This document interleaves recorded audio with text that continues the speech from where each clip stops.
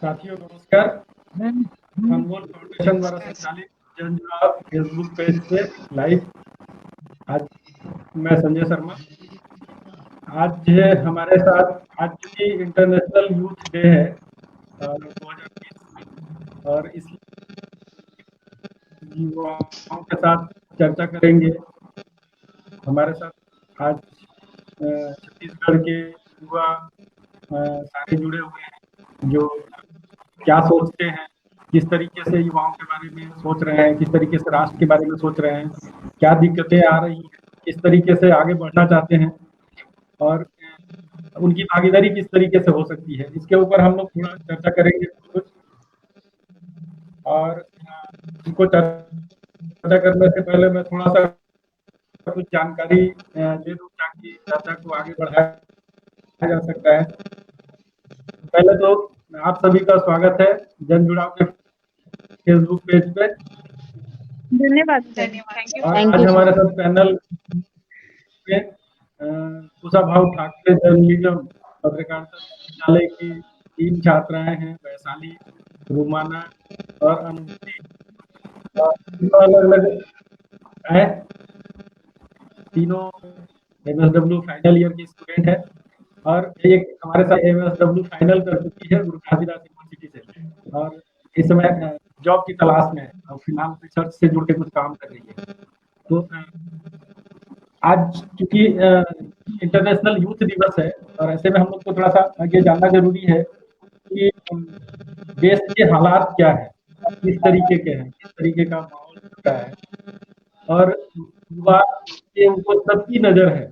युवा की तरफ हर कोई देख रहा है, वो चाहे पॉलिटिकल पार्टी हो या फिर एनजीओ के लोग हो या फिर सरकार हो।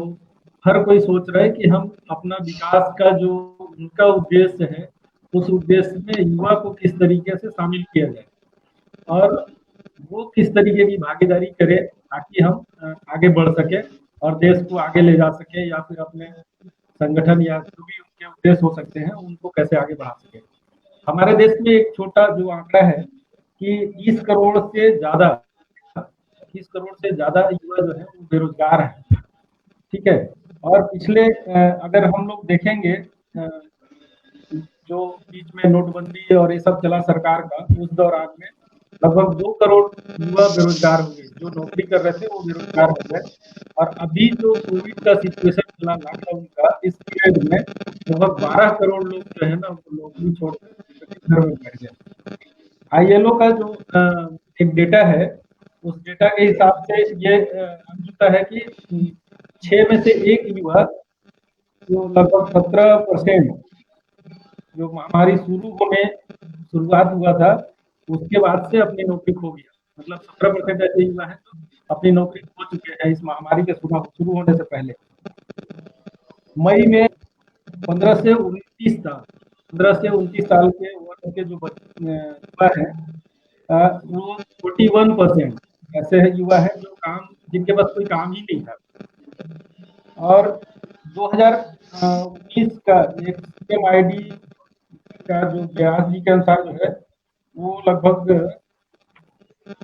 आप लोगों से शेयर करना जरूरी है।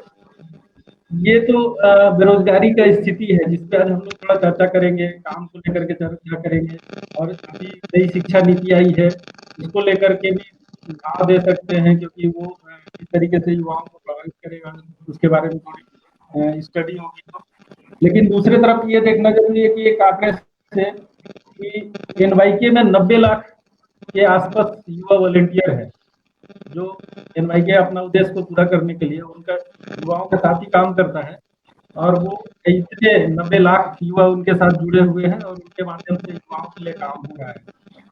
एनएसएस हमारा एक युवा का ही विंग है, युवा लोग ही मिलकर के एनएसएस में भी उसको आगे बढ़ा रहे हैं।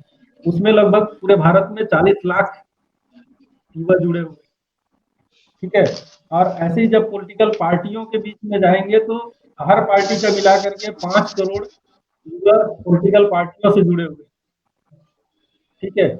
तो इस तरीके से एसएचजी का एक एसएचजी को भी अगर काउंट करने का कोशिश करें तो उसमें भी 5 करोड़ के आसपास एसएचजी से जुड़े हुए महिलाएं हैं। अलग अलग तरीके से। अब युवा की एक परिभाषा तो अब हम लोग चर्चा करेंगे, तो युवा की परिभाषा किस तरीके से देखते हैं। राजनीति में जाइए तो 40-50 का भी हो गया तो अपने आप को युवा ही बोलता है, युवा नेता ही हो। जो पढ़ के निकल रहे हैं वो एक्चुअल में वो भी युवा है और वो संघर्ष कर रहे हैं। जो कॉलेज पास आउट हो गए वो भी युवा है। हाई स्कूल के बाद से युवा शुरू हो जाता है, उसके बाद पीछे जो है वो बच्चे रहते हैं। तो एक युवा को समझने का जरूरत है कि युवा कौन है, किस तरीके से है और हमारे देश की ये स्थिति है। अब इस पे चिंतन करने के लिए आज हम लोग कुछ विषय चयन किए हैं जिस पे हम लोग बातचीत करेंगे कि राष्ट्र निर्माण में युवाओं का योगदान। जो अभी हम बोल रहे थे कि राष्ट्र का हर चीज मतलब पॉलिटिकल पार्टी से लेकर के जो संगठन है या जो बाकी प्रक्रिया बाकी लोग भी है, वो सारे लोग आज ये सोच रहे हैं कि राष्ट्र के निर्माण में युवाओं की बड़ी भागीदारी हो सकती है और हर कोई अपेक्षा कर रहा है कि युवा उनके साथ जाए। लेकिन किस तरीके से जा रहा है, ये चिंतन का विषय है और इस पे हम लोग आज बातचीत करेंगे।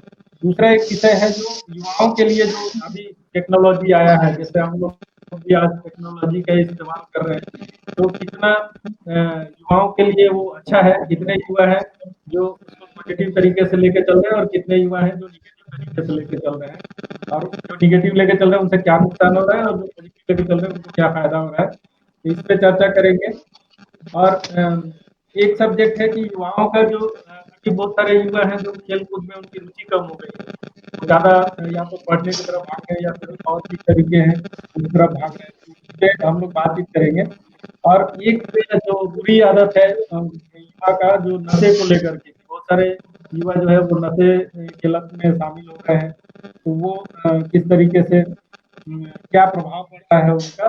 और एक टॉपिक है युवा का बेरोजगारी का।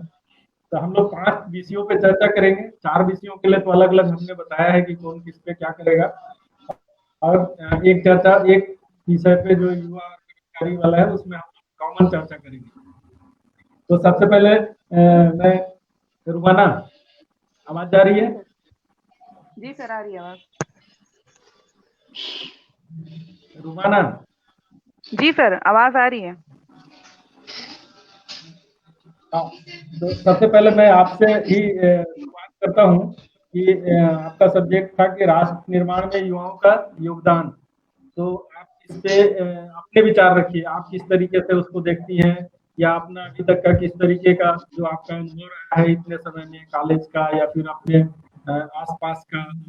कॉलेज तक पहुंच गई है, आप इंजीनियरिंग भी की है, इसके बाद आप तो आपके पास बहुत सारा एक्सपीरियंस है, तो आप इस बारे में क्या सोचती है, वो विचार आप इसको रखिए कि क्या योगदान हो सकता है, किस तरीके का योगदान लिया जा रहा है और क्या योगदान हो सकता है। जी सर। सर, सबसे पहले तो किसी भी राष्ट्र के निर्माण में जो युवा का जो रोल होता है वो एक रीढ़ की तरह काम करता है। वो किसी भी राष्ट्र का एक रीढ़ होता है। और जब बात की जाए हमारे देश में युवाओं की, तो हमारे देश में अप्रोक्सीमेटली 65% पॉपुलेशन जो है वो युवाओं का ही है। युवा हम कहते हैं जो 15 से 35 वर्ष के बीच के जो लोग होते हैं वो युवा कहलाते हैं, और हमारे देश में वो पॉपुलेशन अराउंड 65% है। तो हमारे देश में अगर हम अपने देश को में गतिशीलता लाना चाहते हैं, अगर हम अच्छी तरीके से तरक्की करना चाहते हैं, उन्नत भारत देखना चाहते हैं, तो सबसे पहले हमको अपने युवाओं को शिक्षित करना होगा। हमारे देश में युवा अशिक्षित हैं। बहुत से युवा हमारे देश में अशिक्षित हैं, हमको उनको शिक्षित करना पड़ेगा। क्योंकि हम धीरे-धीरे जिस तरीके से राष्ट्रवाद अभी बहुत ज़्यादा बढ़ावा दिया जा रहा है, तो हम देखते हैं कि लोगों की तार्किक शक्ति, सोशल मीडिया पे सभी बैठते हैं, सभी कमेंट करते हैं, बहुत कुछ करते हैं, पर आप वहाँ पे आकलन कर सकते हैं कि किस तरीके से युवाओं को गुमराह किया गया है राजनीतिक पार्टियों द्वारा। उसके पीछे एक बहुत बड़ा कारण ये भी है कि युवा बेरोजगार हैं। बेरोजगार हैं, कोई काम नहीं है तो क्या करेंगे? बेरोजगारी एक समाज की अशांति फैलाने का भी बहुत बड़ा कारण होता है, क्योंकि कोई भी अगर बेरोजगार है तो वो बैठकर कुछ तो करेगा, तो वो चर्चा कर रहे हैं, वो विषय पे बात कर रहे हैं। अब सबके अलग-अलग तर्क होते हैं, किसी का ज़रूरी नहीं है कि जो जैसा बोल रहा है हर कोई उस बात पे एग्री कर जाए। तो इस बात को लेके कई बार विवाद होते हैं, जिससे हमारी सामाजिक अशांति फैलती है। और सिर्फ हमारे देश में अगर देखा जाए तो युवाओं को इस्तेमाल किया जा रहा है राजनीतिक पार्टी द्वारा, क्योंकि राजनीतिक पार्टियां बहुत अच्छे पे जान चुकी हैं कि हमारे देश के युवा अशिक्षित भी हैं, बेरोजगार भी हैं, और इनको अगर हम शिक्षा दे दिए तो ये अपनी हक की आवाज उठाएंगे, इसलिए इनको अशिक्षित काफी लंबे दौर से रखा भी गया है। जहां तक रही बात सर सशक्त बनाने की, अगर हम एक उन्नत भारत की कल्पना करते हैं तो हमको जरूरत है अपने युवाओं को सशक्त बनाने की। जब हम सशक्त बनाने की बात पर आते हैं तो आज भी हमारा देश रूढ़िवाद से बाहर नहीं आ पाया है। आप सशक्त भारत जब बनाने जाएंगे तो कई ऐसे रोड़े आते हैं आपके रास्ते में कि बहुत सारी दिक्कतें जा सकती हैं, इसलिए हमारा देश सशक्त भी नहीं है, हमारे युवा सशक्त भी नहीं है। हेलो, हाँ हाँ, आ रही है आ रही है आवाज आ रही है। हेलो, मेरी आवाज आ रही है सबको? आवाज। हेलो, हाँ आ रही है। बोलो रुमाना, तुम आवाज आ रही है तुम्हारी। हेलो सर उसको शायद हमारी आवाज बोलो ना। सुनाई नहीं दे रही है।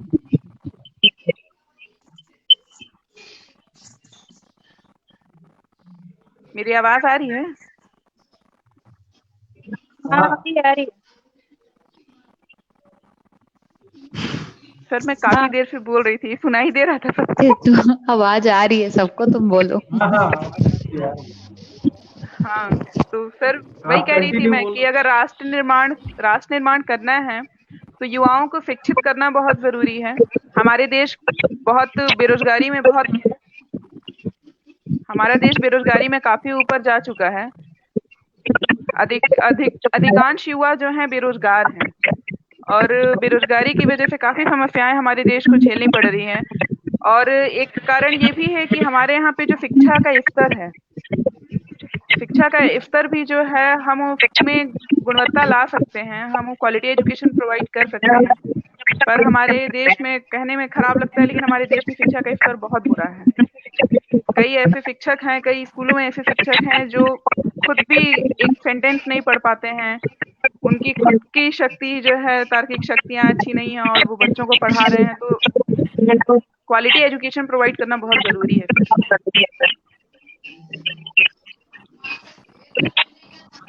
बिल्कुल। और इस पे आपका सुझाव लेने के लिए हम फिर से आएंगे कि हम वैशाली के पास चलते हैं। हाँ, वैशाली जो टेक्नोलॉजी हम लोग इस्तेमाल कर रहे हैं आज, और मोबाइल का कितना नुकसान है, कितना फायदा है युवाओं को लेकर के, विशेषकर कि आज तो टेक्नोलॉजी है, और अब तो जो कोरोना या कोविड का दौर आया है, इस दौर में डिजिटल शिक्षा की ही बात हो रही है कि ताकि हर बच्चे के हाथ में शायद मोबाइल चला जाए, संचार चला जाए, और वो टेक्नोलॉजी के थ्रू ही पढ़े। तो ये कितना फायदेमंद है और कितना नुकसानदेह है, तो आज तक का जो आप लोगों का अनुभव रहा है, उस अनुभव के आधार पे आप इसको कैसे देख रहे हैं, उस बात को आप रखिए। जी, सबसे पहले तो सर मैं आपका धन्यवाद। आज अंतर्राष्ट्रीय युवा दिवस पर आपने युवाओं को मंच दिया है।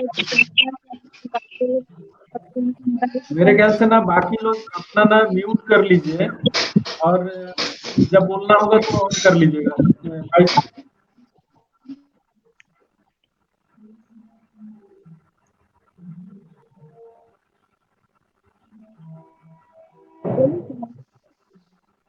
ठीक है वैशाली।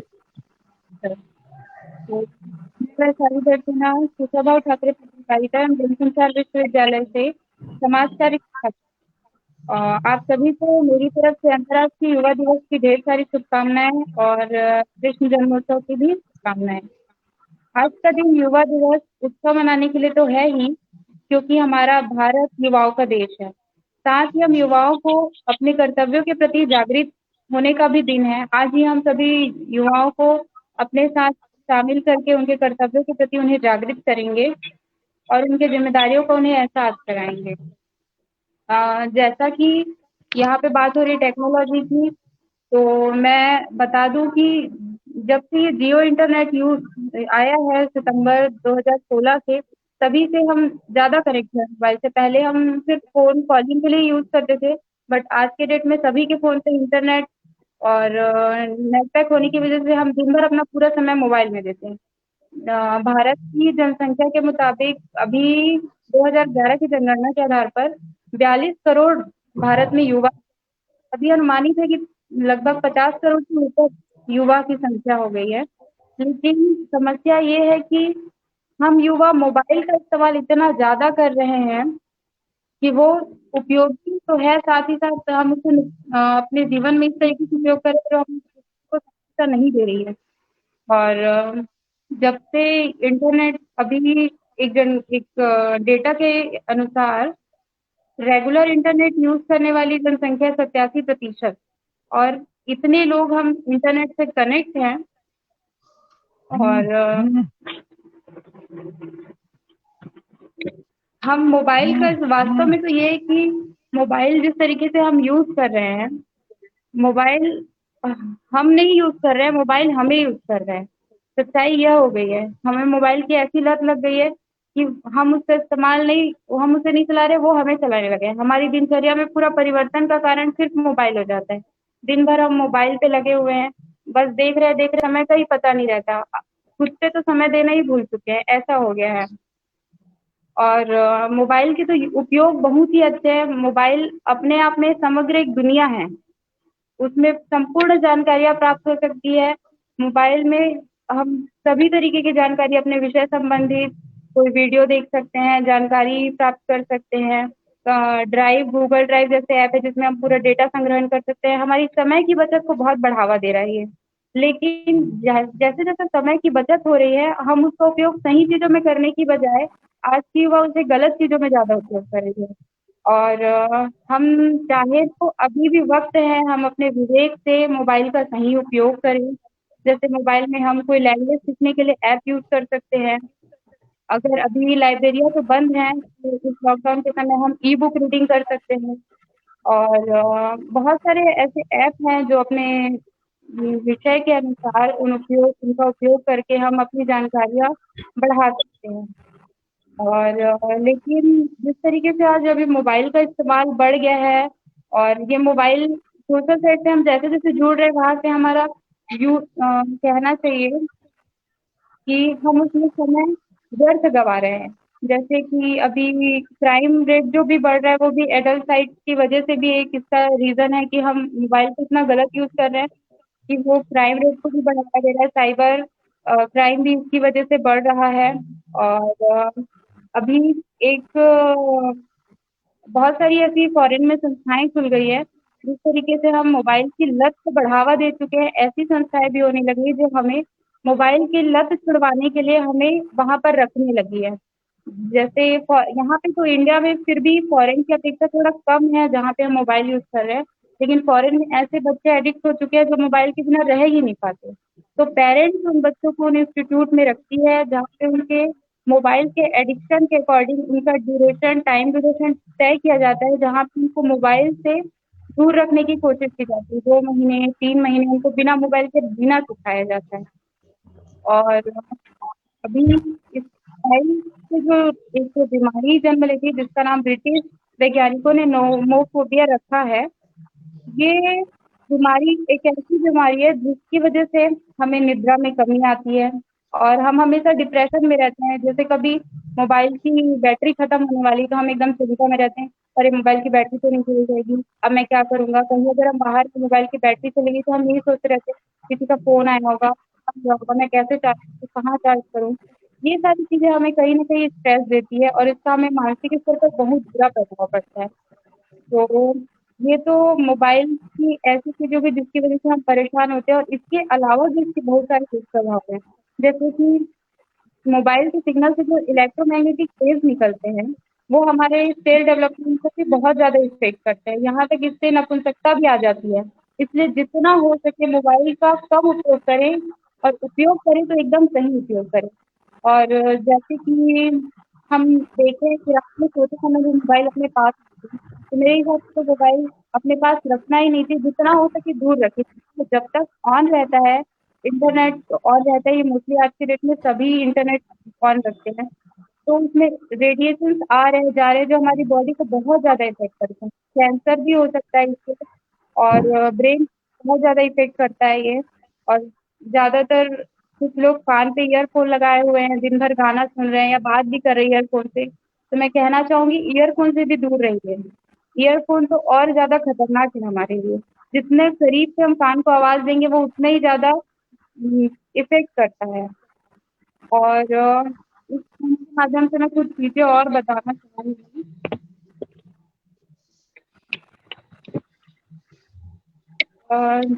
सबसे पहले तो ये कि सुबह उठते ही आप जो भी आपसे कहना चाहूँगी, सुबह उठते ही फ़ोन तो बिल्कुल ना पकड़ें। फ़ोन पकड़ने से सारा दिन की शुरुआत में मेरा मानना है कि वो दिन पूरा बर्बाद हो जाता है।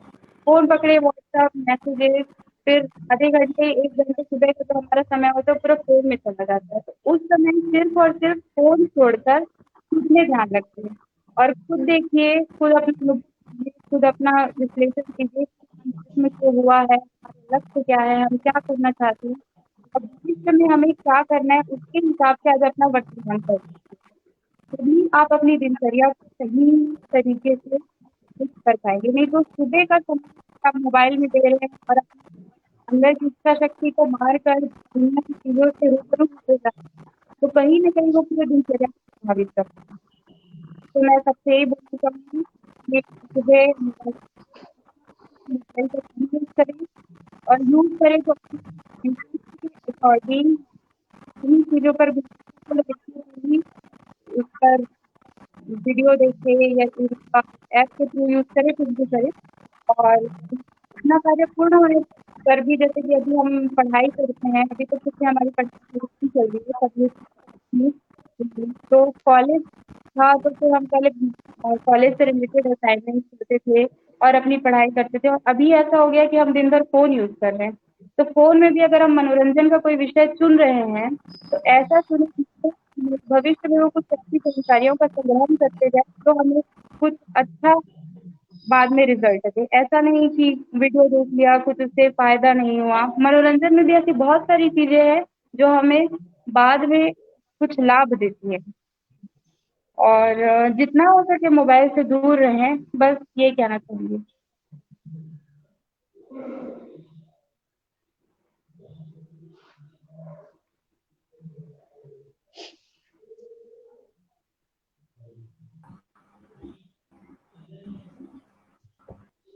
नेट थोड़ा बार-बार डब कर रहे हैं। बहुत अच्छा जानकारी था वैशाली और सुझाव भी बहुत सारे आपने दिए हैं, है ना? और इंटरनेट या मोबाइल का बेहतर तरीके से उपयोग किया जा सकता है, लोग कर भी रहे हैं, खास करके जानकारी संकलन के मामले में या जो लोग रिसर्च या इसमें उपयोग कर रहे हैं, तो वो लोग ज़्यादातर इंटरनेट से अपने जो जानकारी है उसका कलेक्शन करने का काम कर रहे हैं। तो बहुत सारे फ़ायदे हैं। हाँ, ये है कि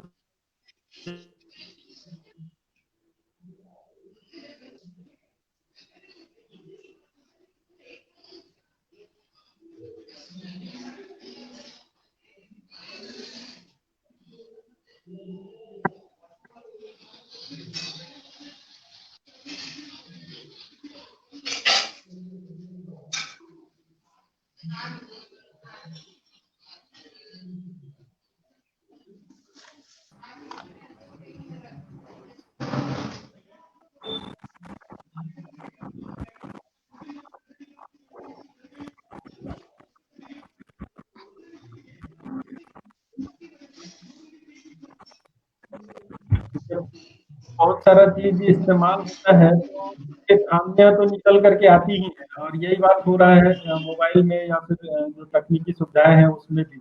लेकिन इसके बहुत सारे फ़ायदे हैं और आने वाले समय में जैसा कि कोविड में भी चल रहा है कि ऑनलाइन ही एजुकेशन करेंगे या बहुत सारा काम ऑनलाइन ही होगा। तो ऐसे कंडीशन में तो बहुत ज़रूरी है कि इसको करें लेकिन सावधानी बरतते हुए करें। और दीपांजलि का भी नेटवर्क दिख नहीं रहा है।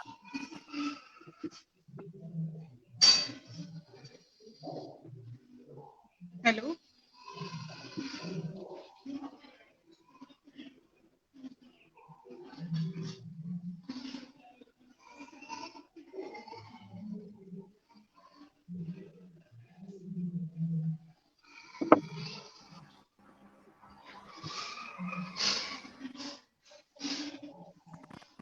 डिस्टर्ब हो रहा है। Deepanjali, yes sir. Deepanjali, hello. Yes sir, yes. आवाज आ रही है? जी जी सर, अभी आ रही है। आपसे चर्चा में हम जानना चाहेंगे कि आज का जो युवा है उसमें अब पहले जैसे बच्चे घर के पास मैदान या बहुत सारा चीज होता था तो बच्चे खेलते थे। अब चूंकि शहरी वाला कल्चर में तो मैदान बचा नहीं बहुत सारी जगह पे, तो खेल धीरे धीरे सिमटते एक दायरे में आ गए हैं। कुछ ही ऐसे लोग हैं जो खेल को प्रीफर करते हैं, नहीं तो ज्यादातर लोग पढ़ाई में या अन्य कामों में बिजी रहते हैं और शायद वो खेल से कमी दूरी बनाने में भी मोबाइल भी एक योगदान देता है अपना। तो इस पर आपका क्या अनुभव है? आप क्या सोचती हैं कि युवा कितना खेल से दूरी बना रहे हैं, क्यों बना रहे हैं, और क्या ऐसा करना चाहिए ताकि लोग खेल से जुड़े? और क्योंकि खेल खेल से जुड़ने से उनका सेहत से अच्छी सेहत रहेगी। तो इस दिशा में किस तरीके से जुड़ सकते हैं, कैसे इसको ज़्यादा लाभदायक बना जा सकता है? तो अपने कुछ सुझाव भी दीजिए और क्या स्थिति है उसको भी रखिए। जी जी। दीपांश। नमस्ते सर। सबसे पहले तो आपने मुझे इस प्लेटफॉर्म में बोलने का मौका दिया, इसके लिए मैं आपको धन्यवाद कहना चाहती हूँ। और आज के इस युवा दिवस में भी सबको मैं बधाई देना चाहती हूँ, युवा दिवस के लिए और कृष्ण जन्माष्टमी के लिए भी। जो मेरा विषय आज का है कि आज के यूथ को क्यों स्पोर्ट्स में दिलचस्पी नहीं है या ज्यादा रुचि वो क्यों नहीं लेते हैं इसमें। तो मैं बोलना चाहूंगी कि बहुत सारे इसके रीजंस है कि आज का यूथ क्यों स्पोर्ट्स में भाग नहीं लेता है। पहला रीजन तो ये हो सकता है सर कि गैजेट एक बहुत बड़ा रीजन है कि हमारे जैसे यूथ ज्यादातर स्पोर्ट्स में पार्ट नहीं लेके गैजेट पे रहते हैं। अगर आप कुछ आंकड़ों पे ध्यान दे तो हमारे यहाँ जो बिलियंस की पॉपुलेशन है उसपे ज्यादातर यंगस्टर ही हैं और 5% पॉपुलेशन जो है सिर्फ 5% पॉपुलेशन ही है जो स्पोर्ट्स खेलती है और बाकी जो है स्पोर्ट्स पे दिलचस्पी नहीं लेते। अगर हम इंटरनेट और मीडिया की बात करें, सोशल मीडिया या फिर गेम्स, ऑनलाइन गेम्स की बात करें, तो जैसे कि हमारे यहाँ के यूथ है, अगर हम यूट्यूब की बात करते हैं तो जो यूट्यूब में है 3 मिलियन विजिटर्स है डेली के। जब ऐसे आंकड़े सामने आते हैं 3 million visitor daily per day और जिसमें कि हम एज ग्रुप देखें तो वो एज ग्रुप है 18 से 24। 18 से 24 का जो एज ग्रुप है वो 11% है जो यूट्यूब में चैट और यूट्यूब को डेली विजिट करता है। और अगर हम 25 से 34 साल के यूथ की बात करते हैं तो वो 23% होंगे।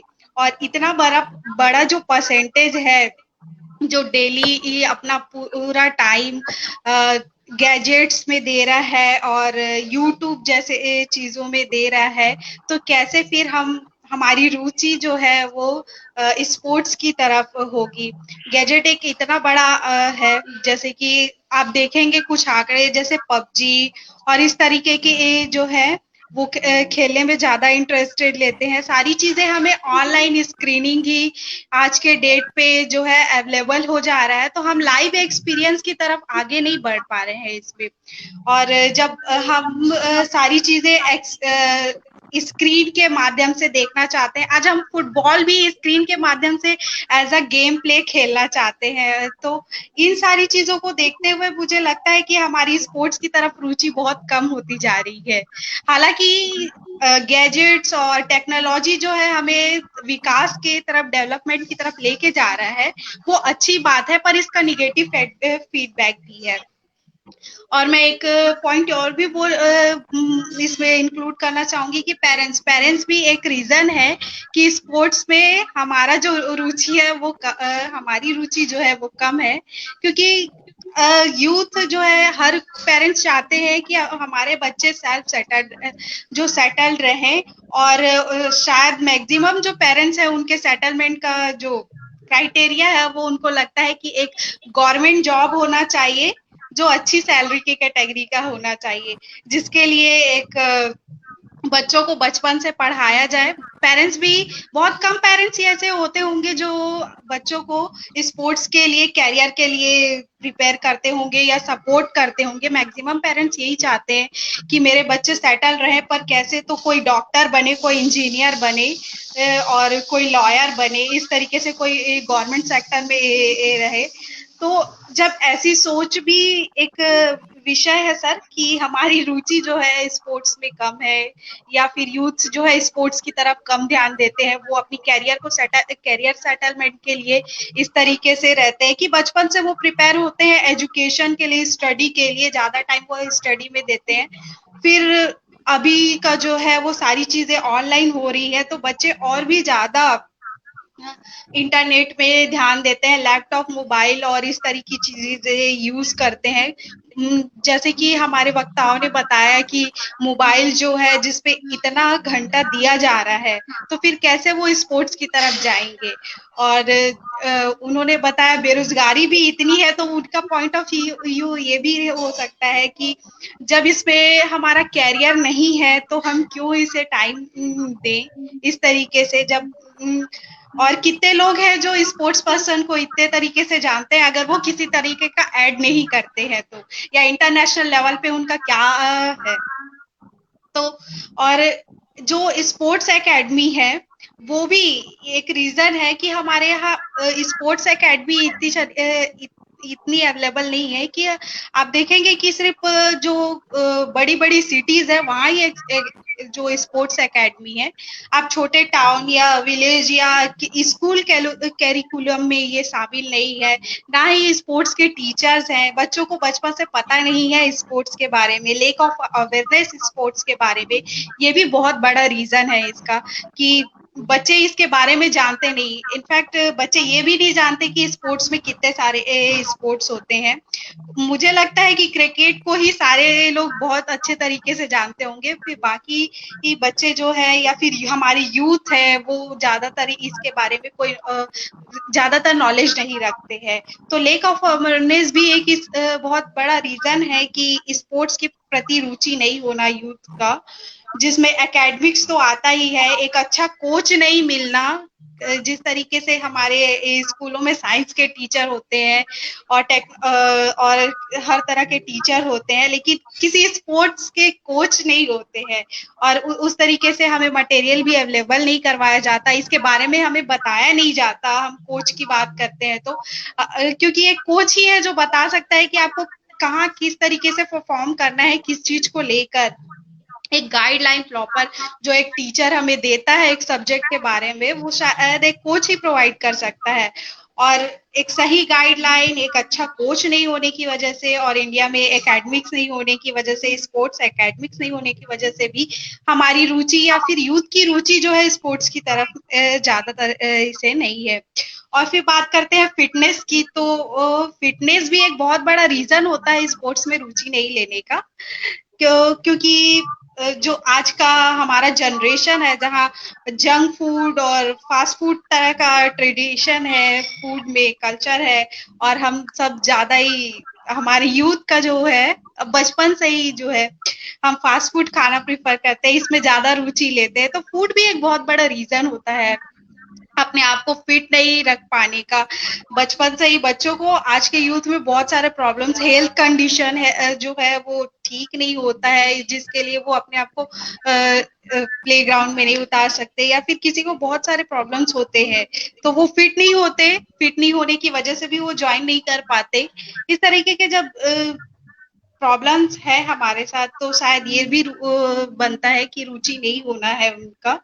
अगर मैं बात करती हूँ तो शायद एक 6 साल का यंगेस्ट जो बच्चा है टेक्निकल जो डेवलप कर सकता है अभी के डेट में, वो अगर बिलियंस कमा सकता है तो बाकी बच्चे भी उस चीज से इंस्पायर होते हैं कि हम टेक्नोलॉजी के क्षेत्र में कुछ करें, ना कि स्पोर्ट्स के क्षेत्र में कुछ करें। इस तरीके से जब हम देखते हैं कि स्पोर्ट्स का कहीं पे भी हमें एक्सपोजर नहीं मिलता या वो प्लेटफॉर्म नहीं मिलता जो हमें मिलना चाहिए, तो फिर हम किस तरीके से उस पर अपनी रुचि बना पाए, मुझे ऐसा लगता है। बिल्कुल दीपांशी, ये बातें हैं। और शहर के एरिया में तो जैसे रायपुर का अगर हम लोग देखें तो रायपुर में जितने भी ग्राउंड थे आसपास में, वो धीरे धीरे उस पर कुछ ना कुछ कंस्ट्रक्शन वर्क हो गया और वो ग्राउंड खत्म हो गए। तो अब बच्चे खेलने कहाँ जाए, ये भी एक बड़ा समस्या है कि उनके लिए जगह जी ही जी नहीं है। जो हाई स्कूल या मिडिल स्कूल या जो बाकी स्कूल हैं उसमें जैसे सभी विषय के लिए एक समय निर्धारित होता है कि कितना समय पढ़ना है, वैसा स्पोर्ट्स के लिए कोई ऐसा स्पेशल कोई समय नहीं होता है। जो थोड़ा सा बचा हुआ समय में से उसी में से बोलते हैं कि निकल करके आप स्पोर्ट्स में रुचि है तो आप थोड़ा ये खेल लो, ये खेल लो, जो भी है बचा जी हुआ बिल्कुल। समय, या तो लंच ब्रेक में या फिर छुट्टी के बाद आप समय दीजिए। तो इस तरीके का कोई स्पेशली नहीं है। कॉलेज में आने के बाद स्पोर्ट्स अगर कोई अलग से सब्जेक्ट ले लिया तो वो अलग से फुल टाइम देते हैं। लेकिन जो नीचे लेवल पे, जिस लेवल पे इंटरेस्ट पैदा होता है, वहाँ पे कोई इस तरीके का व्यवस्था नहीं होने से भी मेरे ख्याल से स्पोर्ट्स में लोग रुचि कम लेते हैं। और एक जो आपने बोला कि पेरेंट्स वाला मामला भी, कि पेरेंट्स कितना इंटरेस्ट लेता है या पेरेंट्स कितना छूट देता है उस तरफ जाने के लिए, एक और चर्चा करेंगे हम लोग। जी क्योंकि आप लोग आज हमारे यूथ के बीच में एक कॉमन चीज है कि सारी की सारी लड़कियां हैं, ठीक है, और हम लोग जो विषय रखे हैं उसके साथ कई लड़कियों को नहीं रखे हैं। तो हम लोग इस पे भी चर्चा करेंगे लड़कियों को लेकर के कि आज के दिन पे लड़कियों के लिए क्या विशेष होना चाहिए। लेकिन उससे पहले थोड़ा चर्चा करते हैं हम लोग अनुभूति के साथ कि आज देश में नशे की लत बहुत तेजी से फैली है। बहुत सारा एजेंसी, बहुत सारी संस्थाएं या सरकार भी अपने तरीके से ये कि नशा मुक्त कैसे बनाया जाए, लेकिन दूसरे तरफ सरकार भी अपना पूरा भंडारा खोल के भी बैठे हुए हैं कि इस लॉकडाउन के पीरियड में देखा गया कि कुछ खुले या मत खुले, शराब की दुकान पक्का खुलनी थी। खाने के लिए दुकान नहीं खुला, राशन दुकान नहीं खुला, लेकिन शराब का दुकान खुला, ये जरूरी था। ऐसे कंडीशन में जहाँ पे सरकार खुद अपने राजस्व को बढ़ाने के लिए दुकानें खोल सकती है, और दूसरे तरफ इस नशे की लत में ज्यादातर देखा जाता है कि युवा ही भारी चपेट में आ रहे हैं, उस तरफ जा रहे हैं, और उसके चलते भी बहुत सारा दिक्कत हो रहा है, घरों में दिक्कत हो रहा है। एक नशे की लत में आने के बाद सबसे ज्यादा अगर कोई परेशानी झेलता है तो वो घर की महिलाएं झेलती हैं।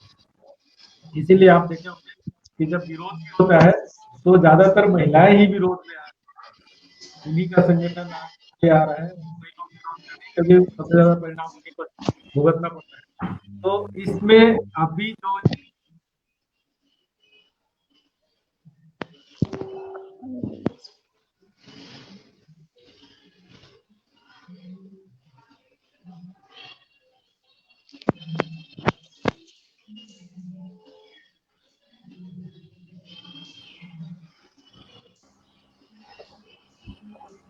तो वर्तमान में जो स्थिति है, इस स्थिति युवाओं को किस तरीके से सोचना चाहिए, थोड़ा सा स्थिति के बारे में आप क्या अनुभव करती हैं उसके बारे में। फिर जो युवाओं को क्या करना चाहिए, किस तरीके से समाज के मुख्य धारा में आना चाहिए, और जो पश्चिमी सभ्यता का कल्चर है जहाँ पे जाकर के इसके पीछे लोग भाग रहे हैं, वो चाहे क्लब हो या बार हो या फिर जो शहरी कल्चर है, बड़े टाउनशिप का कल्चर है, उससे कैसे वापस आकर के, क्योंकि हमारी संस्कृति, हमारी भारतीय संस्कृति एक अलग ही तरीके की संस्कृति है, और वो सबके साथ रहना, सबके साथ समय बिताना। और शायद मैं खुद भी सोचता हूँ कि नशे की तरफ जाने के पीछे हमारा एक बड़ा रीजन ये भी है कि ज्वाइंट फैमिली से एकल फैमिली की तरफ जो डाइवर्ट हो रहे हैं, वो भी एक गैप मेंटेन करता है। पहले लोग ज्वाइंट फैमिली के अंदर रहते थे तो बहुत सारा बंधन होता था, और अपने जो सामाजिक दायरे थे कि हम अगर कहीं पे पान के दुकान में भी अगर खड़े हों और हमारे पड़ोस के कोई अंकल जी दिख गए तो पान के दुकान के पीछे लोग छुप जाते थे कि अंकल जी देख मत ले, वरना अंकल जी वहीं पे 2 झापड़ लगा के जाएंगे। वो परिस्थितियां अब बदल गई हैं। अब अंकल जी देख के बगल से निकल जाएंगे, अच्छा फलाने का बेटा है, कोई बात नहीं है, निकल देख के भी कुछ नहीं बोलते। तो ये जो एक सामाजिक परिस्थिति में भी परिवर्तन हुआ है, एक जो फैमिलियर परिवर्तन हुआ कि लोग ज्वाइंट फैमिली से एकल फैमिली की तरफ जा रहे हैं, वो भी एक कारण मेरे ख्याल से इसमें है। मैं इसको ऐसा देखता हूँ। तो इसमें अनुभूति का अपना क्या अनुभव है, किस तरीके से इसको आप देखते हो, आप इस बारे में थोड़ा अपनी बात को रखिए। Good afternoon all of you and happy Janmashtami. Sir, जैसे कि हम सबको पता है कि अब के प्रेजेंट टाइम में इंडिया विश्व का सबसे बड़ा युवा पॉपुलेटेड कंट्री है। 65% यूथ 35 से कम के नीचे के लोग इंडिया में ही हैं। सर, और रही बात नशे की, नशे को अब किसी भी चीज से डिस्क्राइब नहीं किया जा सकता है। मैं दो चीज जरूर बोलूंगी। नशे के पीछे जाना मतलब एक डिस्ट्रैक्शन और दूसरा डिप्रेशन।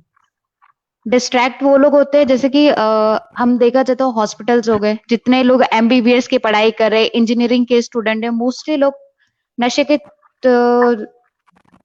अगर जैसे 2-4 लोग अगर ड्रिंक कर रहे हैं उनके ग्रुप में, तो उन लोगों का कहना ये रहता है कि यार तू ड्रिंक नहीं करता है या तू तो दूध पीता बच्चा है। कई ऐसे सिचुएशंस भी उनके सामने में है जिसके वजह से बच्चों को आज के डेट में नशे की लत लग गई है। मैं खुद उसकी एक बहुत बड़ी एग्जांपल हूँ। जैसे कि अब रायपुर में एक लक्ष्मी मेडिकल स्टोर है, हम लोग खुद वहां पे गए हुए थे। 3 लड़कियां मेरे खुद के सामने में थी, जिसमें से वो तीनों ऐसे लग रही थी जैसे कि कोई एक जस्ट लाइक अ प्रोस्टिट्यूशन जो होते हैं ना, ये पूरा वैसा साउंड कर रही थी। जिसमें से एक इंजीनियर थी, वो खुद बता रही थी, एक ड्रमर था और तीसरी एमबीबीएस डॉक्टर थी। वो जो एक्सीडेंट हो गया वो निडिल लगाने के लिए आई थी। सोचो वो मेडिकल के सामने में इतने सारे लोग थे, वो देख के यही बोल रहे थे ये रहा हॉस्पिटल्स के बच्चे हैं, मतलब ये लोग खुद डॉक्टर हैं और ये लोग खुद वहां पे नशा कर रहे हैं। ये हो गया सर। और उनके पास वो सामने में ये भी बोल रहे कि हमारे पास कोकेन का पैकेट रखा हुआ है, जो कि आज के डेट में इतना इजिली नहीं मिलता है। यस, ड्रग्स मतलब ऐसी चीजें हो गई है आजकल, वो या तो फिर मेडिकल के थ्रू इजिली अवेलेबल हो गया, या तो किसी का कांटेक्ट है वहां पे तभी, नहीं तो एज अ बाय पॉलिटिशियन के थ्रू भी मिलता है वहां पे। तो दूसरी बात, घर घर से भी एक बहुत मतलब सबसे बड़ा एक डिस्ट्रैक्ट, हम लोग बोलना नहीं चाहिए लेकिन एक फैमिली भी इसके एक बहुत बड़ी जिम्मेदार होती है। जैसे कि पेरेंट्स, अगर वो लोग अगर ड्रिंक कर भी रहे होंगे, जैसे सबसे ज्यादा यहाँ पे होता है सिंधी समाज में, यहाँ पे बाप बेटा साथ में बैठ के दारू पीते हैं। अगर yes, this is a true, ये फैक्ट है यहाँ पे। नशा सर, इसके थ्रू भी हमें गलत रास्ते पे जा रहे हैं। और रही बात यहाँ पे, सिर्फ अगर देखा जाता है चाइल्ड लाइन इंडियन फाउंडेशन के थ्रू 2014 की रिपोर्ट में ये आया गया है कि 65% यूथ को इंक्लूड किया गया है यहाँ पे। तो उसमें से 65% को लोगों ने नशा के लाइन पे जाना, वहां पे रिपोर्ट में ये बता दिया गया है। और इंडिया दूसरे नंबर पे आ गया है, जिसमें से वो लड़कियां भी सबसे ज्यादा सिगरेट और शराब का सेवन कर रही है। महिलाएं इसमें भी आगे, जैसे कि अभी वाइन शॉप भी अगर खुला था यहाँ पे आफ्टर लॉकडाउन के बीच में, जब वाइन शॉप खोला जा रहा था, तो बैंगलोर में सबसे ज्यादा लाइन पे लड़कियां ही खड़ी हुई थी वाइन शॉप के बाहर। आप लोगों ने वो न्यूज देखा भी होगा, वो बहुत ज्यादा मतलब न्यूज में भी आया हुआ था, ये सारी चीजें, वीडियो भी वायरल हुई थी इस चीज की। और इंडिया में सबसे ज्यादा सर 48% लोग तंबाकू का सेवन कर रहे हैं, 50% लोग शराब का सेवन कर रहे हैं और 38% लोग बीड़ी का सेवन कर रहे हैं। गांव में देखा जाए तो हम लोग खुद वहां पे गांव जब विजिट कर रहे थे, तो हम लोग तो पूरे लाइव एग्जाम्पल थे, मैं, वैशाली और रुमाना, वहां पे कितना नशा हो रहा था। वहां पे 16-16 साल के बच्चे भी वहां पे नशा कर रहे थे। और वहां की लेडीजों से भी जब हम वहां पे बात कर रहे थे, तो उन्होंने यही बोला कि हम कितना भी मना कर रहे हैं, ये तो वापस हम पर ही चढ़ते हैं। लेकिन हर एक घर के पीछे 5-5 लोग तो थे ही वहां पे ड्रिंक करने वाले। ये नशा मतलब, और खाली सिर्फ हम ये नहीं बोल सकते कि एक शराबी है जो सिर्फ एक एज अ नशा जैसे हम सेवन कर रहे हैं। बहुत सारी अलग अलग चीजें जिसकी वजह से आज यूथ डिस्ट्रैक्ट हो रही है। जैसे वो टायर के ट्यूब्स होते हैं जो कि मोस्टली यूज किया जाता है, गांव के बच्चे हो गए या रेलवे स्टेशन के बाहर बहुत सारे बच्चे मिल गए, प्लस स्कूल में भी हम लोग जो इनहेलर यूज करते हैं, बाम हो गया, फेविकोल हो गया, बहुत सारी चीजें। सर मैं अपने एरिया का एग्जांपल ही दे देती हूँ। यहाँ पे एक तरीके का कैप्सूल यूज किया जा रहा है। जब यहाँ पे इलेक्शंस हो रहे थे तो यहाँ पे ये मुद्दा उठाया भी गया था कि मेडिकल से जो फार्मासिस्ट जो लोग जो होते हैं, वो लोग इस कैप्सूल की सप्लाई कर रहे हैं, लेकिन वो उनको लीगली अथॉरिटी नहीं मिली गई थी। पैसे देते हैं और जिसके वजह से यहाँ पे वो मेडिसिन सप्लाई होते जा रहे हैं, क्योंकि 35 रुपीज का एक एक टैबलेट दिया जा रहा था। ये यहाँ पे एक बहुत बड़ी वीक पॉइंट है। यहाँ पे कोई इसको उठाता नहीं है। 1-2 बार ये मुद्दा जरूर उठाया गया था इस चीज को बंद करने के लिए, लेकिन ये पॉसिबल ही नहीं हो पा रहा था। इंजेक्शन आ रहे हैं यहाँ पे। नशा का बहुत सारा ऐसा चीज है जिसके वजह से बच्चे बहुत ज्यादा डिस्ट्रैक्ट हो रहे हैं। और सर डिप्रेशन, आधे लोग डिप्रेशन के चलते भी नशा में जा रहे हैं। सर अभी तो कितने सारे केसेस भी हमने सुने हुए कि डिप्रेशन के वजह से बच्चे सुसाइड कर रहे हैं, गलत डायरेक्शंस में जा रहे हैं, सब मर्डर कर रहे हैं। कितने सारे हमको लाइव वीडियो देखने को मिलता है, कितने सारे केसेस देखने को मिलते हैं कि नशे के चलते लोग 3-3 4-4 मर्डर कर रहे हैं और वहां से उनका बच्चा भी फिर वही मर्डर कर रहा है दूसरा जाके। ये हमारे यूथ को एक तरीके से घसीटा जा रहा है अगर देखा जाए तो। और ये भी बात है कि अगर हम बोले कि खाली यूथ को अवेयर करके अगर नशा मत करो करके अगर उनको मना करे तो ये एकदम पॉसिबल नहीं जब तक सरकार हमारा साथ नहीं देगी, क्योंकि वो सरकार ही चाहेगी कि आप नशा को बंद कर सकते हो कि नहीं कर सकते, वो उनके ऊपर डिपेंड करता है। हमारे इंडिया में सबसे ज्यादा इनकम ऑफ सोर्स का जरिया शराब का ही है सर। और छत्तीसगढ़ में तो हमने तो लाइव एग्जाम्पल देखा हुआ, हर एक चीजें बंद हो गई लेकिन शराब की दुकानें बंद नहीं हुई हैं आज के डेट में। और ऊपर से लोग इतने भीड़ है वहां पे, अगर वो दुकान नहीं भी जा रहे हैं तो सोचो सर, एक एक्स्ट्रा 110 रुपए डाल के वो होम डिलीवरी तक करने की उसमें चल रही है। और सर हमारे यहाँ के जितने भी पेरेंट्स हैं, हम लोग तो खैर बिजनेसमैन फैमिली से बिलोंग करते हैं, लेकिन बोलते हैं कि सर जैसे लॉकडाउन ओपन हुआ और जैसे लेबर्स हमारे फैक्ट्रीज में आना चालू हुए तो सिर्फ और सिर्फ शराब का सेवन करने के लिए, क्योंकि वो काम पे आएंगे, वो पैसे कमाएंगे और उससे वो शराब पियेंगे। लेबर की क्वांटिटी बढ़ जाती है वहां पे, सिर्फ और सिर्फ यही एक बहुत बड़ा रीजन है। गांव में भी इसके चलते बहुत ज्यादा प्रॉब्लम हो रही है, जैसे कि हमारे घर पे काम वाली बाइयां आती है, मोस्टली आप लोगों ने सबने देखा होगा अपने अपने घर पे। सो लेडीजों के पैसे से घर चलता है, लेकिन जेंट्स के पैसे से वो पूरे शराब सेवन में पैसे उड़ जाते हैं, और जिसके वजह से बहुत ज्यादा मारपीट होती है घर पे। बच्चा भी एक गलत रूट पे जा रहा है, वो भी अपने पेरेंट्स को पीट रहे हैं, सब करा। आर्थिक स्थिति की तंगी भी यहीं से स्टार्ट हो जाती है। तो ये बहुत एक बड़ा रीजन है। सर शराब के मामले में अमेरिका बहुत मतलब जितने भी लेडीजें लेती है आजकल, तो इंडिया को बोला जा रहा है कि वो हर किसी में पीछे नहीं है, तो यहाँ की महिलाएं भी हर किसी में चीज में पीछे नहीं रह पा रही है। अगर 75% लोग यहाँ शराब का सेवन कर रहे हैं तो उसमें से 20% महिलाएं भी उसकी भागीदारी बन रही है। सर जैसे कि छत्तीसगढ़ में ये भी देखा जाता है कि आदिवासियों में तो ट्रेंड है शराब पीना, उनके में तो हर ट्रेडिशन में उस चीज को यूज किया जाता है, चाहे वहां भी हो चाहे लेबर्स की कैटेगरी में ही क्यों ना, वहां पे हर चीजों में शराब का सेवन यूज किया जा रहा है। सर नशा का लत इतना ज्यादा बढ़ गया है कि हम ये नहीं सोच रहे कि गलत चीजें हमारी बॉडी में जाएगी तो हमको कितना नुकसान होगा। सर हम इमेजिन भी नहीं कर सकते कि नशा का लेवल कितना ही ऊपर चला गया आज के डेट में।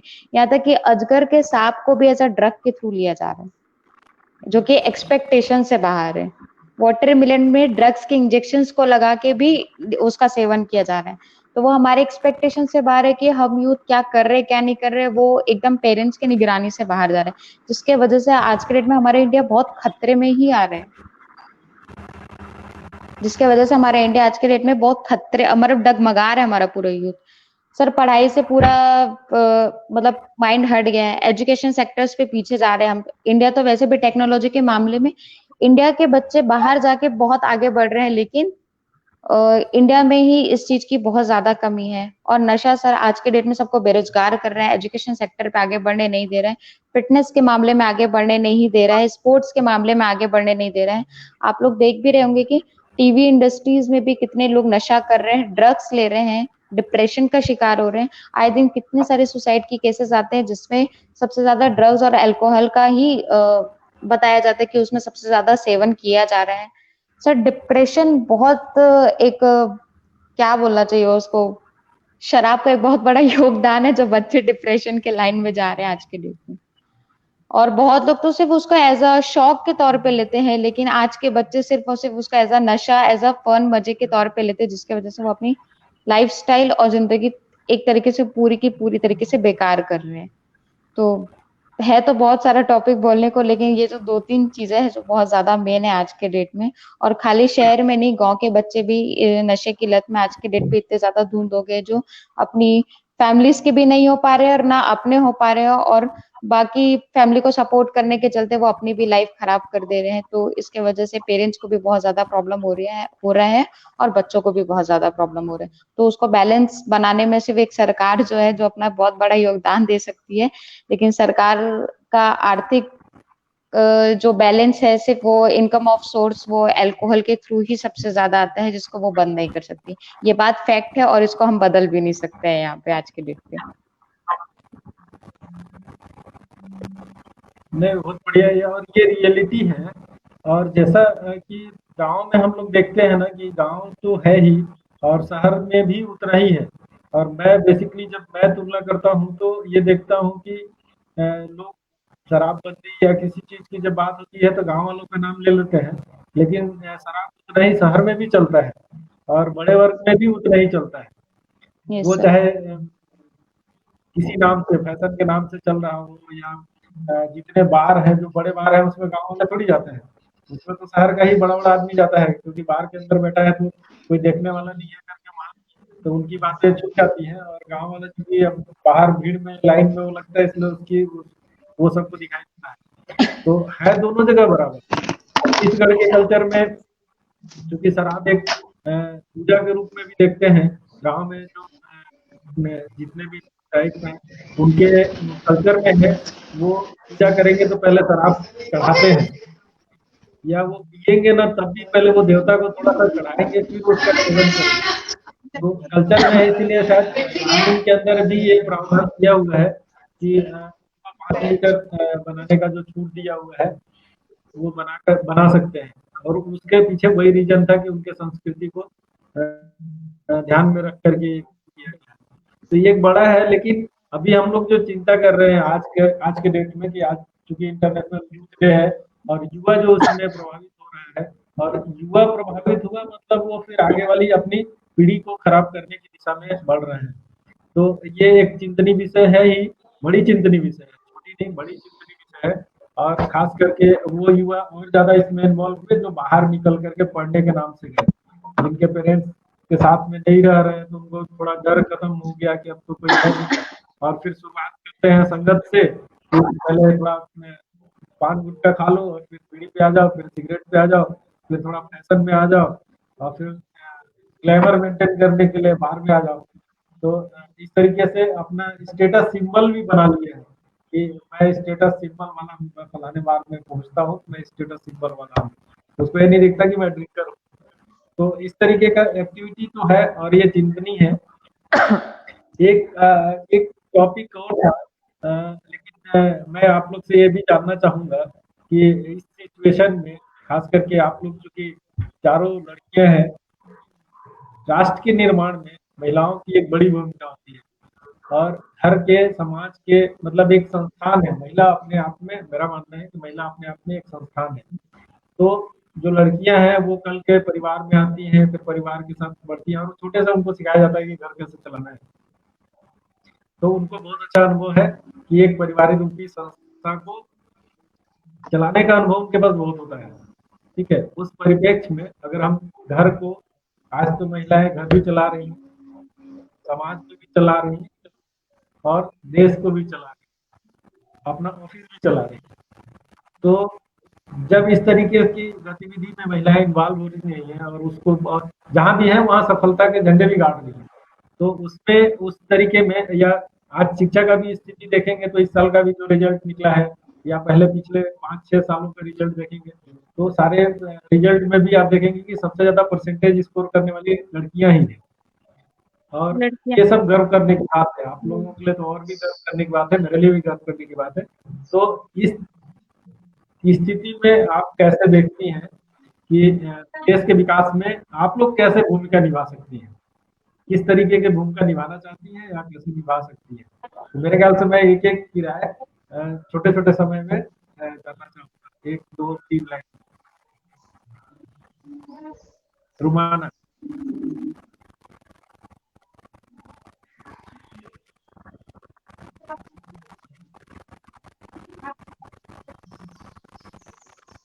रुमाना आपसे शुरू करते हैं, आप अपना माइक ऑन करिए।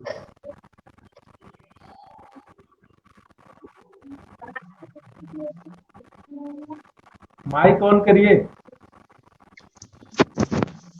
सर आवाज बहुत अटक रही है। माइक ऑन करिए। रुमाना का माइक ऑफ है।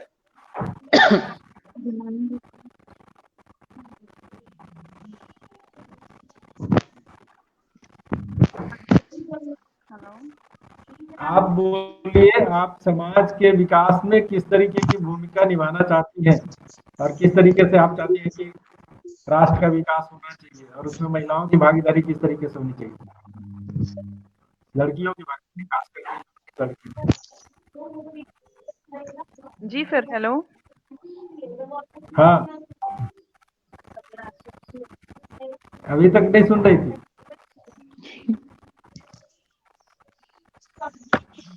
आवाज आ रही है रुमाना मेरी? बोलो रुमाना।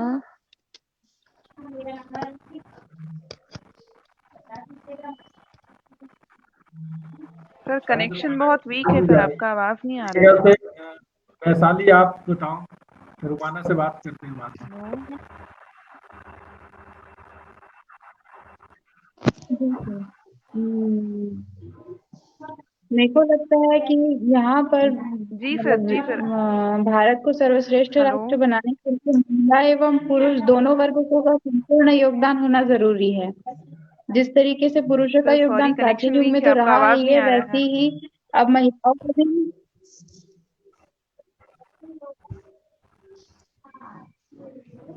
अब वर्तमान में महिलाओं का भी आपकी आवाज योगदान उसी लेकिन आ तरीके रही से है। बढ़ रहा है जिस तरीके से आपने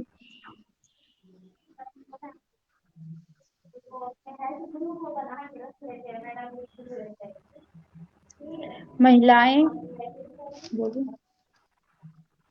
हाँ बोलो वैशाली, बोलो।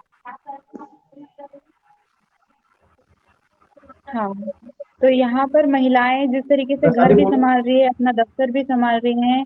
आज हम जी सर, आवाज सुन पा रहे हैं? हाँ हाँ बिल्कुल आ रही है।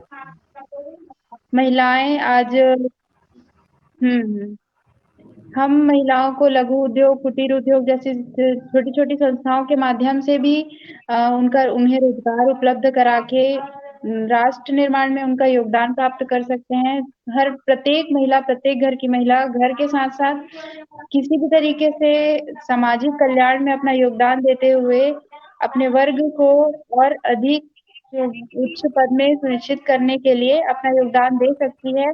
और हम इसके लिए पूरा प्रयास करेंगे कि भारतवर्ष की प्रत्येक महिला अपने घर के साथ साथ अपना अब खुद का व्यवसाय विकसित कर पाए और राष्ट्र निर्माण में अपना सहयोग प्रदान करें। दीपांजलि आप क्या सोचती हो? हाँ सर, मैं ये सोचती हूँ कि महिला जो हर चीज़ में आगे आ रही है आज, एम्पावरमेंट, उनका सशक्तिकरण जो बढ़ रहा है, हर चीज़ में उनका पार्टिसिपेशन जो बढ़ रहा है, तो जो जिस तरीके की पुरानी संस्कृति हमारी थी वही उनको स्ट्रॉन्ग बनाता है। और वो अगर जो मॉडर्नाइजेशन है उसके साथ हमारी संस्कृति को लेके एकजुट करके हम महिलाएं अगर आगे बढ़ती हैं तो वो हमें और भी ज्यादा सशक्त बनाता है।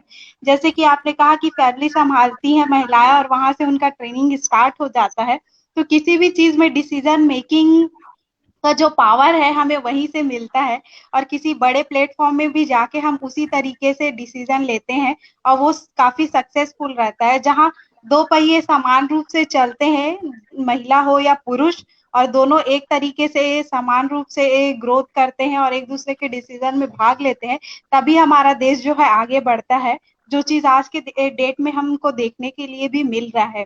तो मैं यही सोचती हूँ कि महिलाएं ज्यादा से ज्यादा पार्टिसिपेट करें और जो निगेटिव फीडबैक जो है उसे खत्म करने की कोशिश करें। जो सोसाइटी है उसमें कुछ चीजों को आप हटाने से ज्यादा अगर ऐड करने की बात करेंगे तो वो चीजें ज्यादा प्रभावशाली होंगी, मैं ऐसा मानती हूँ। रुमाना आवाज आ रही है?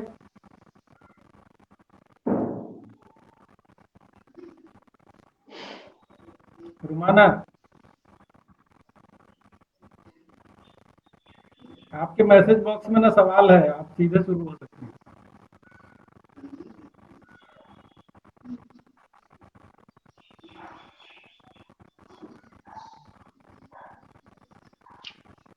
आवाज नहीं जा रही। रुमाना आप ईयरफोन निकाल दो, मेरे ख्याल से ईयरफोन से कनेक्ट जी नहीं हो सर, रहा। आ रही है, वो कनेक्शन वीक हो गया था तो आवाज नहीं आ रही थी। ओके, तो आपको इस बारे जी में सर। बोलना है कि अभी जो जितने अपराध अलग अलग जगहों पे हो रहे हैं, खास करके लड़कियों के साथ, उसको लेकर के सरकार को क्या जी सर, करना चाहिए, बताइए। किस तरीके का सुरक्षा काम करना चाहिए, उसके ऊपर हेलो। हाँ,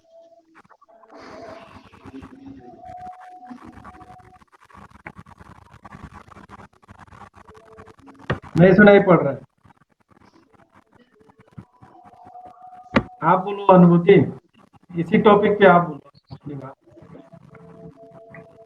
सर एक बार क्वेश्चन रिपीट कीजिए, सबकी आवाज अटक रहे हैं यहाँ पे। सर एक बार और कहिएगा सर, क्या कह रहे हैं? हाँ, सॉरी, आवाज नहीं आई। ये बोल रहा हूँ कि आज जो स्थिति है इसमें जो बहुत सारे महिलाओं या लड़कियों के साथ जो अपराध हो रहे हैं, आज आए दिन आप न्यूज में सुन रही है ना, बहुत सारे जगहों पे।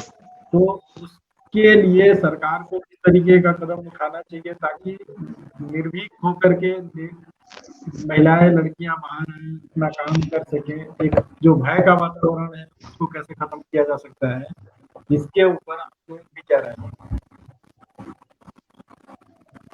अनुभूति आप बोलो, रुमाना करके।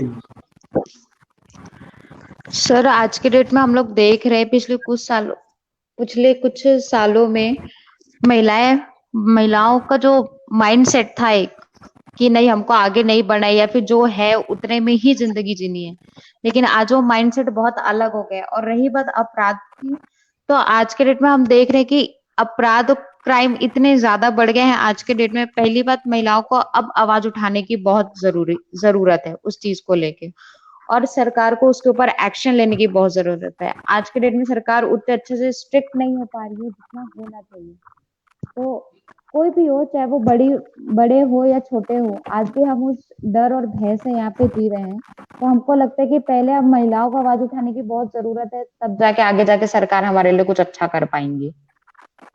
एक ये बहुत बड़ा रीजन है कि जो भी क्राइम्स हो रहे हैं, हम लोग बहुत सारी चीजें ऐसी, क्योंकि गांव में इतने सारे सर लॉज, ऐसी चीजें हैं जो बहुत जल्दी डिसीजन नहीं ले पाती आज के डेट में, और जिसके वजह से हम लोगों को उस जगह में पिसना पड़ जाता है आज के डेट में। क्योंकि पॉपुलेशन के हिसाब से जितना होना चाहिए, आज 10 लाख लोगों के पीछे कितने ही है आज के डेट में लॉयर? 20,000, उससे ज्यादा नहीं। तो वो बहुत मुश्किल है किसी चीज को डिसीजन में लेना। तो मेरे को लगता है कि महिलाओं को अब आगे बढ़ना चाहिए, अपने हक के लिए लड़ाई करनी चाहिए, और सरकार को उसके पीछे एक कड़ा डिसीजन सुनाना चाहिए, तब जाके हम थोड़ा सेफ महसूस करेंगे और आगे जाके कुछ अच्छा कर पाएंगे। सर मैं कुछ बोलना चाहूंगी, अब आवाज क्लियर आ रही है? बिल्कुल। रुमाना आवाज आ रही है? जी सर, आ रही है। सर मैं रुमाना कहना चाहती हूँ कि मुझे ऐसा लगता है। जी आ सर, रही है? हेलो।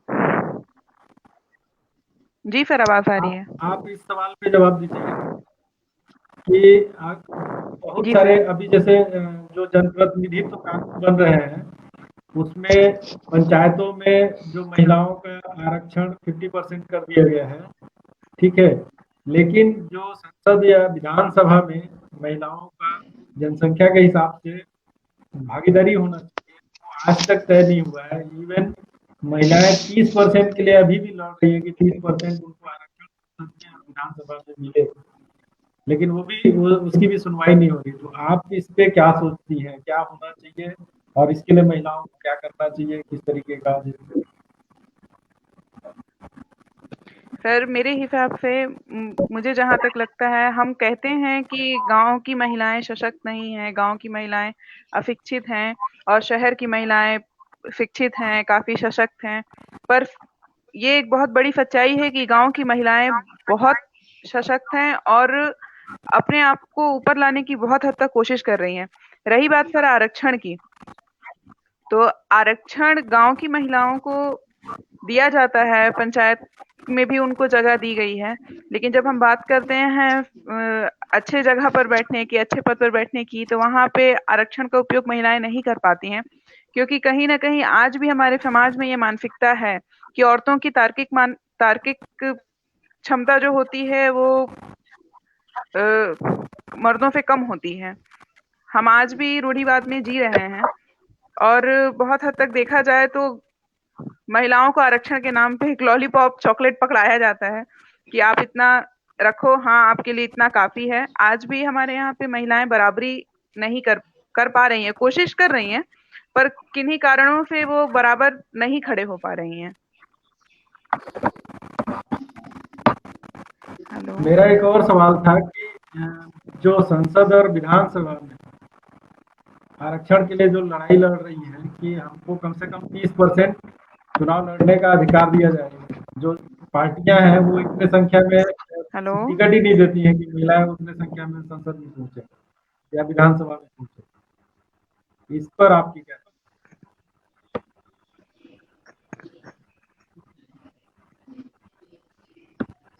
नहीं सुनाई पड़। खैर कोई बात नहीं। एक अच्छी चर्चा आज हुई है। थोड़ा इंटरनेट का जो भी इशू था और मौसम के कारण भी है, क्योंकि रायपुर में बारिश हो रही है तो मौसम के इशू के कारण भी ऐसा हो सकता है कि नेटवर्क बार बार कट रहा है और थोड़ी आवाज में भी डिस्टर्बेंस हुई है। लेकिन फिर भी बावजूद इसके सभी यूथ ने अपने बातों को बहुत अच्छे तरीके से रखा है और आज के दिवस पे ये चर्चा होना और बहुत जरूरी है। आज के दिवस पे ही क्यों, जब सरकार, राजनीतिक दल और सारे लोग जब इस दिशा में देख रहे हैं कि युवाओं का राष्ट्र निर्माण में युवाओं के भागीदारी में बड़ी भूमिका है, तो फिर ये चर्चाएं तो रोज होनी चाहिए, हर जगह पे होनी चाहिए, ग्रुप में होनी चाहिए, छोटे छोटे ग्रुप में होनी चाहिए, परिवार के बीच में होनी चाहिए कि किस तरीके से युवा देश के निर्माण में भागीदारी कर सकता है। और उसके बीच की जो समस्याएं हैं, जो मैं शुरुआत में ही बोला कि देश में 30 करोड़ के आसपास बेरोजगार हैं, जिनके पास रोजगार ही नहीं है, उनको किस तरीके के रोजगार में जोड़ा जा सकता है। क्योंकि जब योजना के निर्माण के स्तर पे ही हम देखते हैं तो मुझे तो एक चीज समझ में आता है कि देश का आजीविका 80% के आसपास कृषि पर निर्भर है और 20% दूसरे चीजों पर निर्भर है। लेकिन जब सरकार योजना बनाती है तो वो 20% पे 80% पैसा लगाती है और 80% पे 20% पैसा लगाती है। तो गैप तो होना ही है, क्योंकि जो योजना बन रहा है उसमें ये वाला गैप बड़ा है कि अभी तक जो डिपेंडेंसी है हमारी, उस डिपेंडेंसी की तरफ, खास करके एग्रीकल्चर की तरफ, वो पैसा नहीं लगाया जाता है, जबकि ज्यादातर डिपेंडेंसी एग्रीकल्चर के ऊपर है। दूसरा चीज था कि एग्रीकल्चर पे जब सोचने का शुरुआत करते हैं तो ये देखने का सोचते हैं कि क्या खेती ही एग्रीकल्चर है। तो युवाओं के बीच में अभी ये जो मल्टी टैलेंट, मल्टी टास्किंग वाला जो है कि मल्टीनेशनल कंपनी में जॉब करेंगे या फिर हम चाहेंगे तो गवर्नमेंट के ही जॉब में जाएंगे, उनका रुझान कैसे उस तरफ ले जाया जाए, इसके लिए कुछ उनकी सोच के हिसाब से एग्रीकल्चर में कोई बहुत बड़ी रणनीति नहीं बनाते, जिसके कारण युवा एग्रीकल्चर में रुचि नहीं लेता है और उस तरफ जाना नहीं चाहता है, जबकि वहां पे भी अपॉर्चुनिटी है। क्योंकि आज तक तो 80% लोगों को वही लोगों ने बचा के रखा हुआ है, उन्हीं के दम पे हम 80% अभी खड़े हैं। लेकिन अगर वहां पे ये काम नहीं होगा तो ये बेरोजगारी तो हमेशा बनी रहेगी, क्योंकि इसके अलावा हमारे पास कोई संसाधन नहीं है। अगर मान लीजिए एक एग्जाम्पल के लिए कि 80% जगह पे अगर फैक्ट्री ही खोल दिया जाए, ऑफिस ही खोल दिया जाए, तो एग्रीकल्चर का क्या होगा, बड़ा सवाल है। तो वो उस चीज पे भी चिंतन करने का जरूरत है। दूसरा चीज की उस तरीके से सोचने का जरूरत है कि हम युवा किस तरीके के कामों में अपने आप को शामिल करें। नौकरी के तरफ अगर हम टास्क बना रहे हैं तो कितना % नौकरी की तरफ जा सकते हैं, या फिर हम कितना % स्टार्टअप अपना चालू कर सकते हैं, व्यवसाय कर सकते हैं, या फिर दूसरे तरीके के संसाधन पे हम कितना काम कर सकते हैं। एक बड़ा सवाल है कि युवा के बीच में इंफॉर्मेशन कितना है और हम उसका उपयोग कितने तरीके से करते हैं। जैसे मैं अपना एग्जांपल देता हूँ, मैं दूसरे का नहीं, कि मैं जब पढ़ रहा था तो हमारे यहाँ अंबिकापुर तक सूचनाएं तब पहुंचती हैं जब रायपुर में सूचना खत्म हो जाती है। मतलब उस पर काम हो चुका होता है, सारा काम खत्म हो जाता है। जैसे क्लास का बात करें तो जैसे कंप्यूटर का अगर एजुकेशन का बात करें तो जब कंप्यूटर एजुकेशन मार्केट से खत्म होने लगा तब अंबिकापुर में स्टार्ट हुआ कि ये नया चीज आया, ठीक है। वैसे ही अगर MBA का बात करें तो जब MBA इधर खत्म होने लगा, उसका जो जितना भी डिमांड था वो खत्म होने लगा, तब अंबिकापुर वाले समझे कि MBA जो है ना वो नया चीज आया है, इसको करना चाहिए, ठीक है। इसी तरीके से ना जो दूर जगह है वहां पे वो चीजें तब पहुंचती हैं जब बाकी जगह दुनिया में खत्म हो जाती है, उसकी वैल्यू खत्म हो जाती है। तो वो अगर बाद में कर भी लेता है तो बेरोजगार ही घूमेगा, क्योंकि उसको तत्कालिक डिमांड नहीं पता है। तो हमारे पास हमारे युवाओं के पास वो तत्कालिक इंफॉर्मेशन सही तरीके से आ रहा है या नहीं आ रहा है।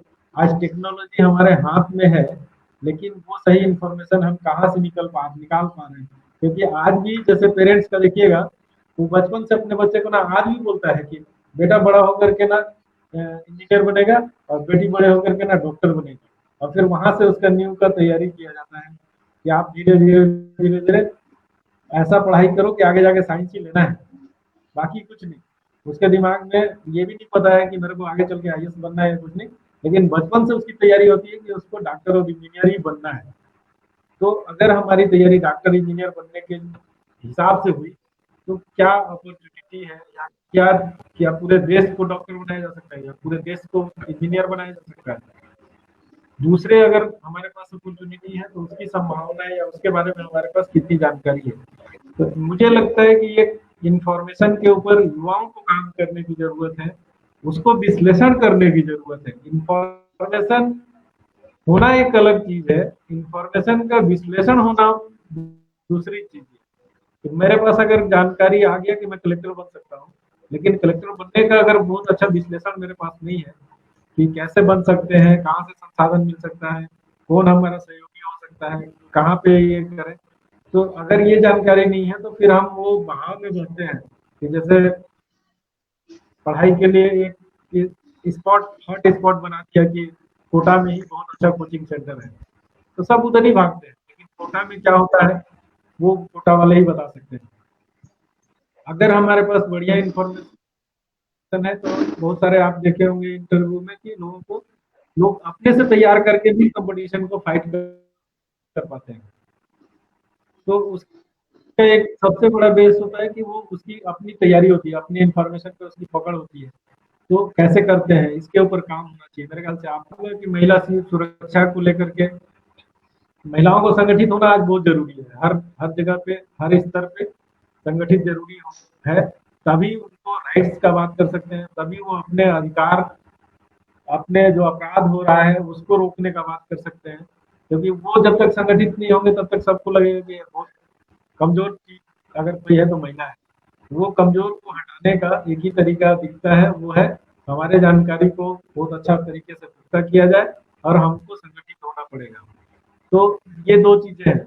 जबकि मेहनत में या श्रम के मामले में मैं जो देखता हूँ अपने घर से कि हम अपने मम्मी को पापा को जो भी देखते हैं, तो पापा मम्मी को देखिए तो उसमें सबसे ज्यादा काम हमारे घर में मम्मी करती थी। सबसे पहले मम्मी को उठना है घर में, सबकी मम्मियाँ सबसे पहले घर में कौन उठता है तो वो मम्मी उठती है। और इसके बाद सबसे लास्ट में कौन सोता है, जब सब घर के लोग आ जाएंगे और उसके बाद जब दरवाजा का कुंडी बंद कर देंगी तो सबसे लास्ट में सोने कौन जाएगा तो घर की मम्मी जाएगी। ये होता है। तो और उस पूरे पीरियड में अगर आप देखेंगे सुबह 4 बजे या 5 बजे से लेकर के रात के 10 या 11 बजे तक, कभी कभी 12 बजे तक, उस पूरे दौरान में वो 1 मिनट के लिए भी बैठती नहीं है। कुछ ना कुछ उसको क्या चाहिए, उसका क्या है, उसका क्या फरमाइश है, मतलब सारे लोगों का मैनेजमेंट पे पूरा उन्हीं का ध्यान होता है। फिर भी वैल्यू जो मिलना चाहिए वो वैल्यू मिल नहीं पाता है। तो मेहनत है, कमिटमेंट है, तरीका है, मैनेजमेंट सब कुछ है, और स्पेस मिलना चाहिए, जो जगह मिलना चाहिए, जो स्थान मिलना चाहिए वो मिल नहीं पाता है। तो वो बनाने की जरूरत है और वो वहां तक पहुंचने की जरूरत है। दूसरा कि ये तो महिलाओं को लेकर के हो गया, और युवाओं को लेकर के जो अभी चल रहा है उसमें युवा के बीच में जो समस्याएं हैं उनका निदान भी मेरा मानना है कि युवा ही कर सकता है। क्योंकि उनकी एक बड़ी संख्या है, उसमें एक बड़ा एनर्जी है। अगर हर वर्ग, हर ऑफिस या हर सरकार युवा की तरफ देख रही है तो अब युवा को अपने आप को तैयार करना पड़ेगा अपने तरीके से कि हम बेहतर राष्ट्र के निर्माण में भूमिका निभाने के लिए किस तरीके से अपने आप को बनाएं। ताकि अगर हम किसी भी विंग में जाते हैं, हम पॉलिटिकल विंग में जाते हैं या फिर हम ऑफिस में ज्वाइन करते हैं या फिर हम अपना कोई व्यवसाय खड़ा करते हैं, तो हमारा टारगेट किस तरीके से हो और किस तरीके से हम काम करें ताकि राष्ट्र का विकास हो। एनर्जी है तभी लोग डिमांड कर रहे हैं। सबसे पहले तो युवा को ना, वो जैसे बोला जाता है ना कि अपनी ताकत को पहचानना है, ठीक है। जब अपनी ताकत को युवा पहचान लेगा कि मेरी ताकत क्या है, तो फिर सामने वाले के साथ जो बार्गेनिंग होती है ना, वो कर सकता है कि भाई ऐसा नहीं, ऐसा होना चाहिए। मैं आपके भीड़ में आकर के ये काम करने के लिए नहीं आया हूँ कि चलो युवा आ गया, झंडा उठाना है, ठीक है, चलो युवा आ गया, ये करना है। तो ऐसा नहीं होना चाहिए। युवा का एक अपना दायरा बनाना चाहिए और उस दायरे के अंदर रह करके उसकी स्ट्रेटजी होनी चाहिए, उसका उद्देश्य होना चाहिए, उसकी अपनी एक्टिविटी होनी चाहिए, और उस समझ के साथ, उस गोल के साथ उनको लिंकअप करके और उस काम में लगना चाहिए। तो राष्ट्र विकास शायद बहुत अच्छे तरीके से किया जा सकता है। तो आज के डेट पे तो चर्चा इतना। रुमाना आवाज आ रही है? आज रुमाना बोल नहीं पाई।